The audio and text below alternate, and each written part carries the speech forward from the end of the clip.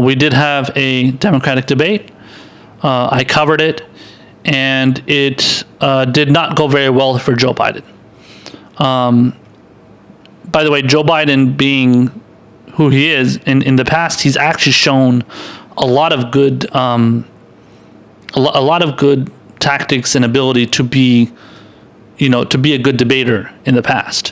When he was the vice president for Barack Obama, he did very good in the debates that he had against Sarah Palin, and then the debate that was in 2008, obviously, and then 2012 he had the VP debate against Paul Ryan when Paul Ryan was the VP for Mitt Romney. Obviously, Sarah Palin was the VP for John McCain.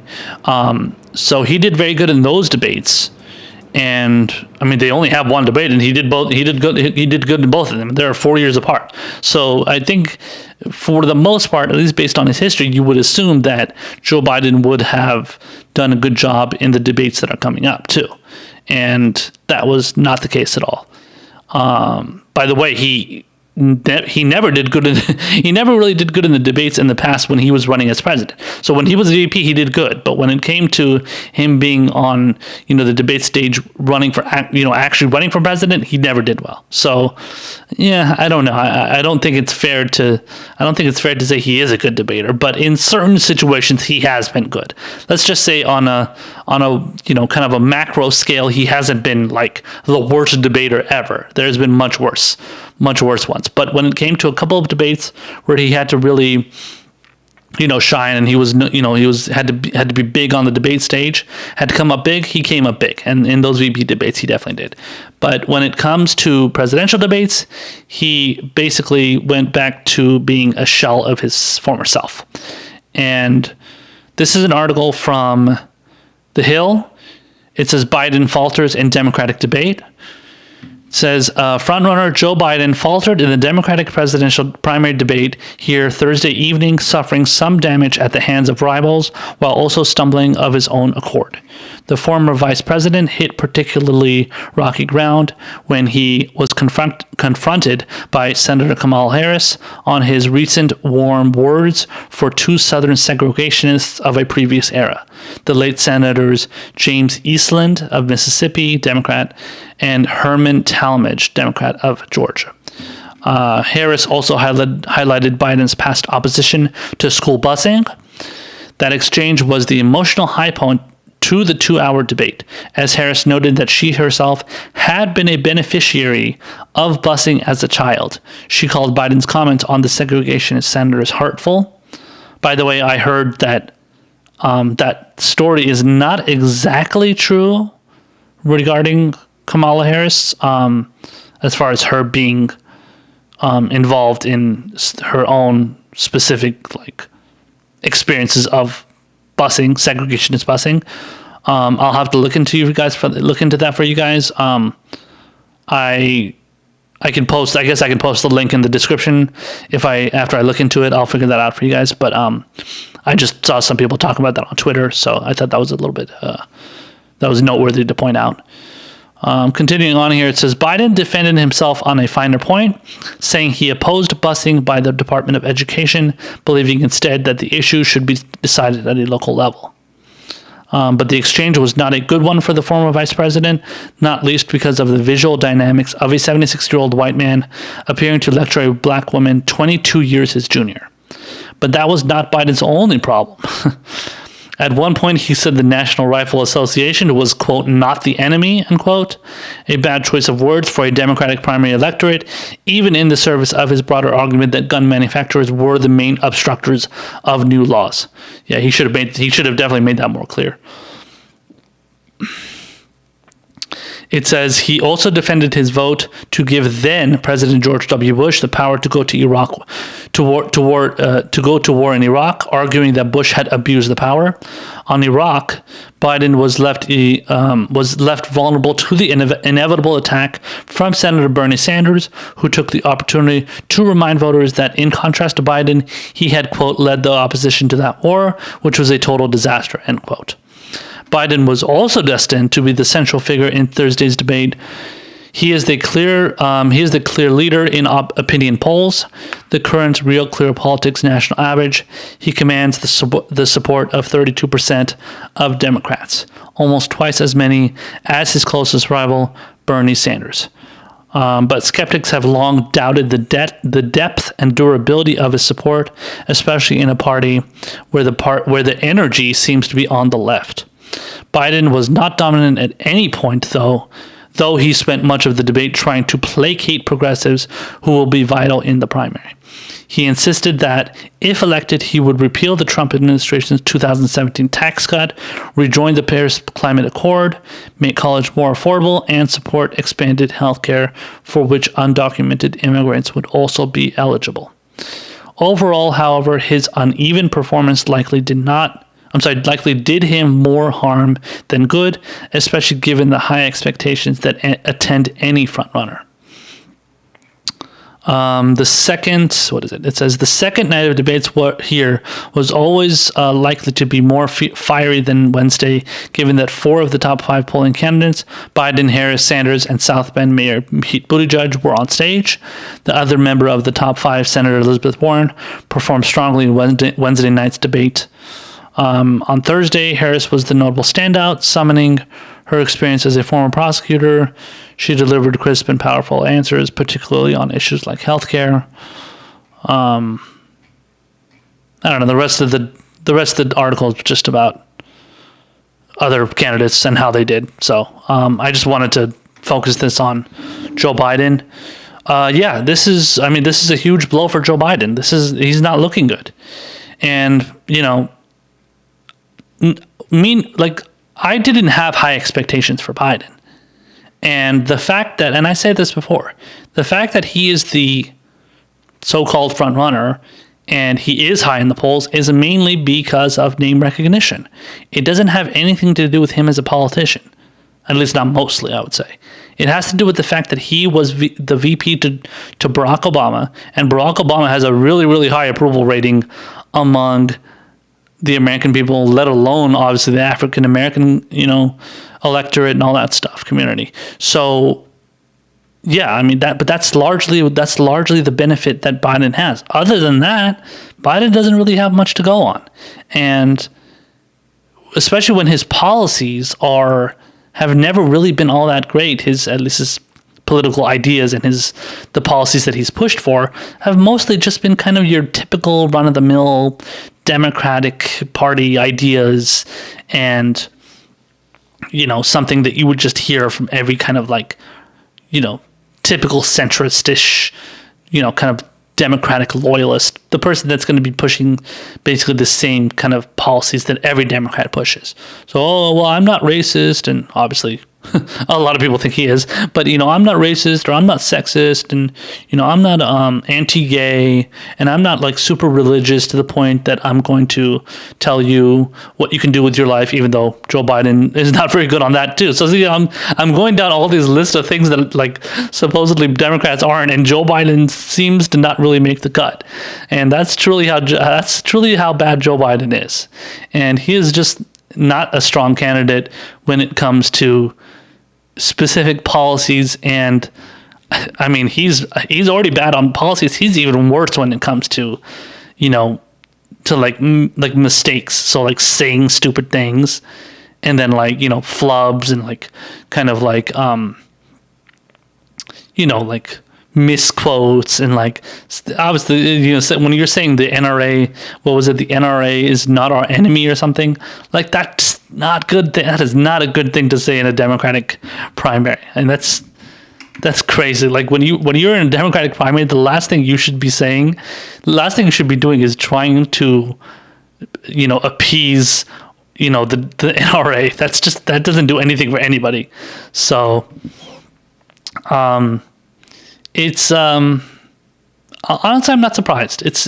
But see, that's the thing, that you would think that Biden would go into the debate preparing himself a little bit better, and you would think he would want to, hey, listen, let me focus on, becoming a, coming up with better rhetoric, responding to answers a little bit better, preparing to get questions regarding, for example, his position on, being anti-busing and stuff, and, sucking up to these, these two former Democrats who were Dixiecrats. Obviously, they were racists and they were segregationists, because obviously the Democratic Party was the segregationist party until the civil rights movement. And then Lyndon Johnson, he kind of he signed the civil rights legislation into law, and famously he said that the Democrats lost the South for a generation or something like that.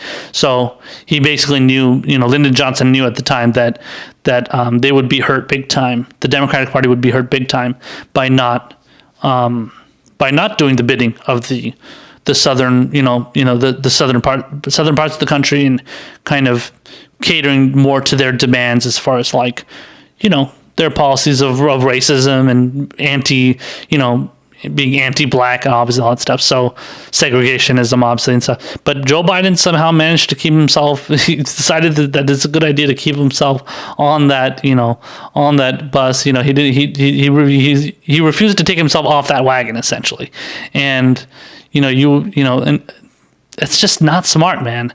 Biden is not listen, you don't even have to be necessarily politically calculating to figure this stuff out.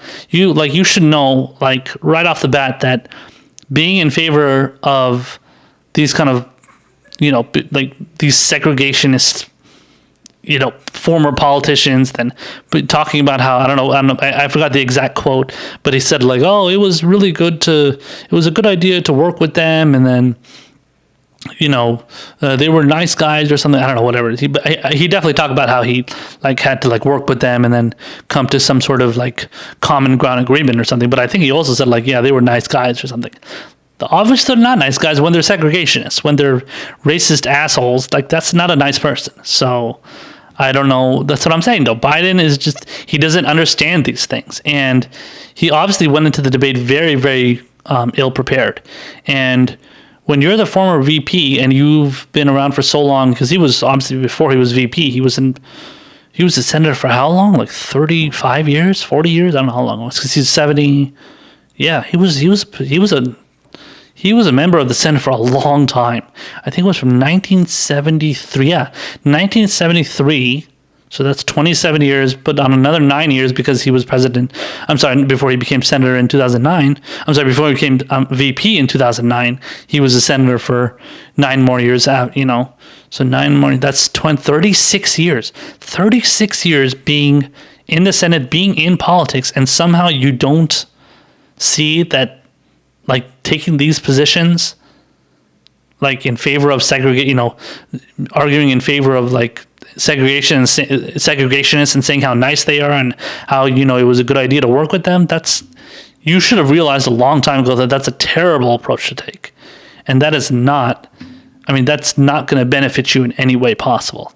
So, but that's the thing. Yeah, Biden is he's not smart. He's an idiot, and he's very aloof to things that he knows are, not that he knows, that most of us know that you shouldn't do, but obviously he hasn't figured that out, and it's something that he's just completely clueless on. And now how this affects his status in the polls, and kind of whether he's the front runner, it does not help him. He's not going to be the front runner much longer going at this rate, and considering the role of the mainstream media and stuff, the media in general, politics in general, word is going to get around, and I'm going to get to a story in a second that's going to highlight that, but word is going to get around about how he is not a clear front runner. He is not a trustworthy politician that you can place your bets on and expect this person to do well.